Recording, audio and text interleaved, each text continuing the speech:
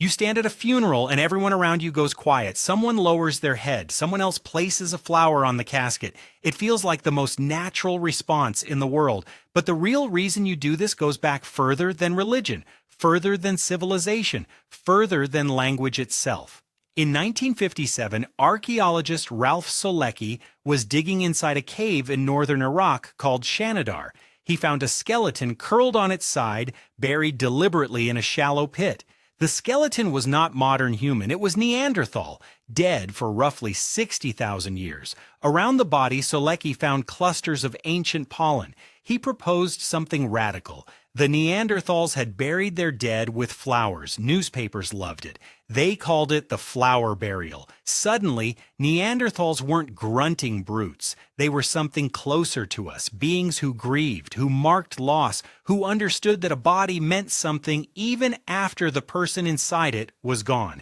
Here's the strange part. Decades later, researchers questioned the pollen. Some argued that burrowing rodents called Persian gerds routinely drag flowering plants into their tunnels, and one of those tunnels ran straight through the grave. The flowers might not have been a funeral offering at all. They might have been rodent bedding. So did Neanderthals grieve, or did science just want them to? This is where it gets interesting. Because even if the flowers were an accident, the burial itself wasn't.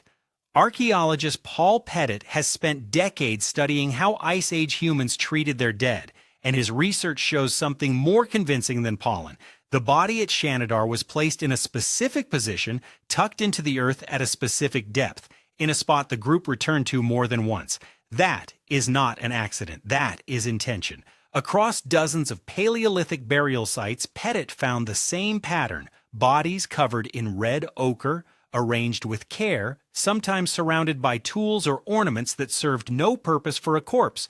Grave goods don't feed a dead man. They don't warm dead hands. So why include them? Because the goods were never really for the dead. They were for the living who stood over the grave trying to make sense of an absence. And humans were not the only ones doing this. Primatologist James Anderson has documented chimpanzees sitting in silence beside a dead troop member for hours, grooming the body, gently touching the face, refusing to leave. Elephants have been seen returning to the bones of relatives years later, touching the skulls with their trunks, running their feet slowly over the ribs as if checking something that can no longer be checked. Crows gather in loud, agitated groups around a dead crow, a behavior researchers now call a funeral, and some scientists believe the gathering helps the flock learn what killed one of their own so the rest can avoid the same fate.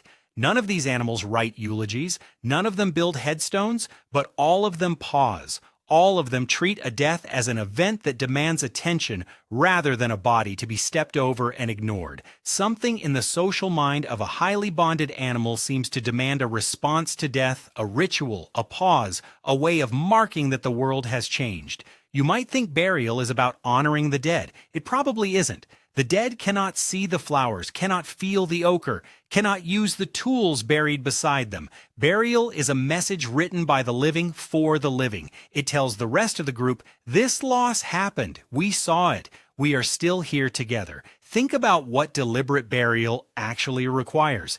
It requires planning ahead, digging a pit before the smell of decay forces your hand. It requires holding an image of someone in your mind after their body has already gone still. It requires believing that a person is more than the flesh lying in front of you, that something about them persists in memory, in story, in the space they used to fill at the fire.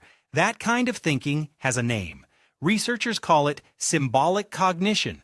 The ability to let one thing stand for another, and for decades scientists assumed only modern humans had it. Shanidar suggested otherwise. If a Neanderthal community set aside food, tools, and time to bury one of their own, they weren't just disposing of a problem, they were performing an idea, and ideas are the most fragile, most human thing a species can leave behind.